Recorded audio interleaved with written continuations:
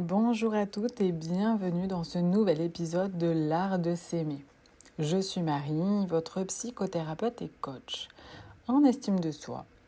Aujourd'hui, nous allons explorer un sujet qui touche de nombreuses personnes, surtout les femmes, l'art de dire non. Pourquoi est-ce si difficile? Comment y parvenir sans culpabilité et quel impact cela peut avoir sur notre vie? Restez avec moi car nous allons redécouvrir ensemble notre voix et nos désirs. Commençons par comprendre pourquoi il est souvent si difficile de dire non.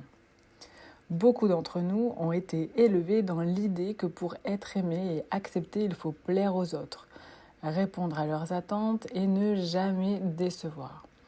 Cela est particulièrement vrai pour les femmes à qui l'on enseigne dès le plus jeune âge à être douces, accommodantes et toujours prêtes à aider. Prenons l'exemple de Sophie. Sophie est une femme gentille, attentionnée et toujours prête à aider. Mais derrière ce sourire constant, elle ressent une énorme pression. Elle a peur de décevoir, peur d'être rejetée si elle ose dire non, et elle se retrouve donc souvent à accepter des tâches et des demandes qui l'épuisent, qui négligent ses propres besoins et désirs. Ce qui rend cela encore plus difficile, c'est la peur du rejet et du jugement. Dire non peut être perçu comme un acte égoïste ou insensible et personne ne veut être vu sous un jour négatif. Mais ce que nous oublions souvent, c'est que dire oui tout le temps, c'est en fait dire non à nous-mêmes.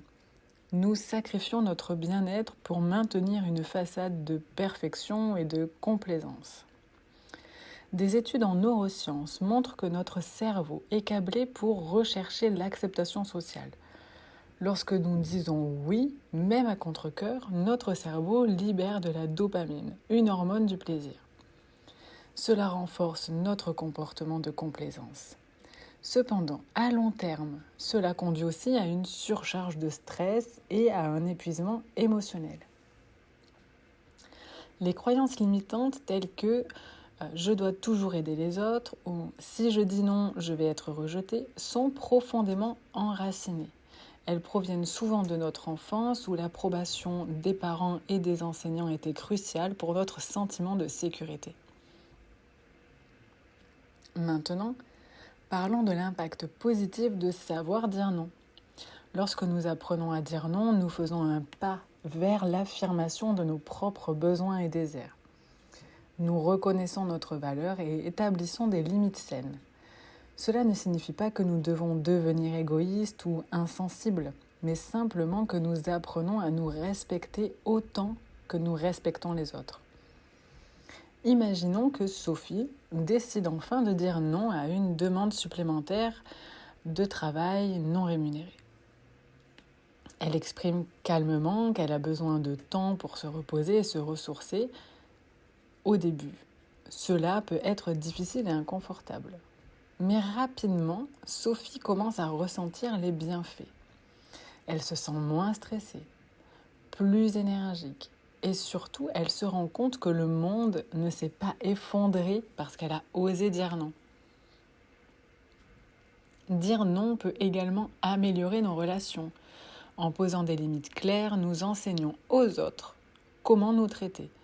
Nous montrons que nous nous respectons et que nous attendons le même respect en retour. Et cela peut parfois provoquer des réactions négatives, surtout de la part de ceux qui ont profité ou qui étaient habitués à ce que nous disions toujours oui. Mais à long terme, cela clarifie nos attentes et établit des bases plus solides pour des relations équilibrées et respectueuses.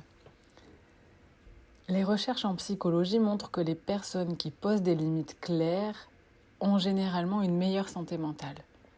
Elles sont moins sujettes à l'anxiété et à la dépression. En posant des limites, nous envoyons également un message fort à notre subconscient qui est « nous méritons de nous respecter et d'être respectés ». Voyons maintenant quelques exercices pratiques pour s'entraîner à dire non sans culpabilité. Le premier exercice est de prendre conscience de vos limites. c'est-à-dire de commencer par identifier ce qui est important pour vous, quelles sont vos priorités et vos besoins essentiels. Notez-les et gardez-les à l'esprit lorsque vous recevez des demandes. Si quelque chose entre en conflit avec ces priorités, c'est un signe clair que vous devez dire non. Prendre conscience de vos peurs est aussi essentiel. Posez-vous des questions telles que qu'est-ce qui me fait peur dans le fait de dire non ? Ai-je peur du rejet, du jugement ? Reconnaître ces peurs est la première étape pour les surmonter. Deuxième exercice, pratiquez le non assertif. Trouvez des façons simples et directes de dire non. Par exemple, merci d'avoir pensé à moi, mais je ne peux pas cette fois-ci. Ou je préfère ne pas m'engager dans cela en ce moment. Pratiquez ces phrases jusqu'à ce qu'elles vous viennent naturellement. Troisième exercice, utilisez la technique du disque rayé. C'est-à-dire, si quelqu'un insiste, répétez calmement et fermement votre réponse. Vous n'avez pas besoin de justifier ou d'expliquer longuement votre refus. La répétition claire et calme de votre non renforce votre position sans provoquer de conflit. Quatrième exercice, visualisez le résultat positif. Imaginez comment vous vous sentirez après avoir dit non. Visualisez le soulagement, la clarté et l'énergie que vous ressentirez en respectant vos propres limites. Cette visualisation peut vous motiver à franchir le pas et à vous affirmer. Et un cinquième exercice, soutien et autocompassion. Rappelez-vous que de dire non est un acte d'amour envers vous-même. Soyez gentil avec vous-même et reconnaissez que vous avez le droit.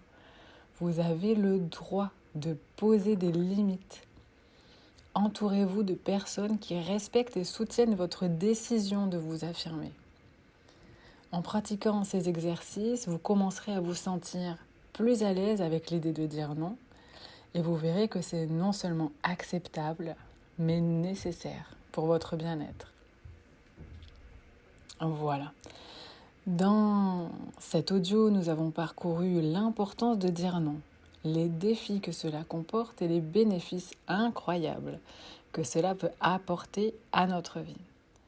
Se choisir et répondre à ses propres besoins en premier, c'est se donner la chance de vivre une vie authentique et épanouissante.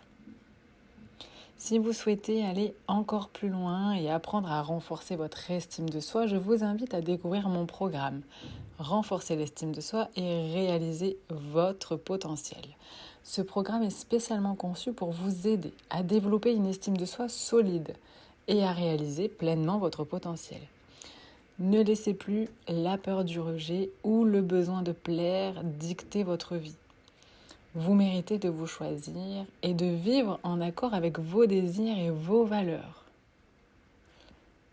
Voilà. Merci de m'avoir écouté aujourd'hui.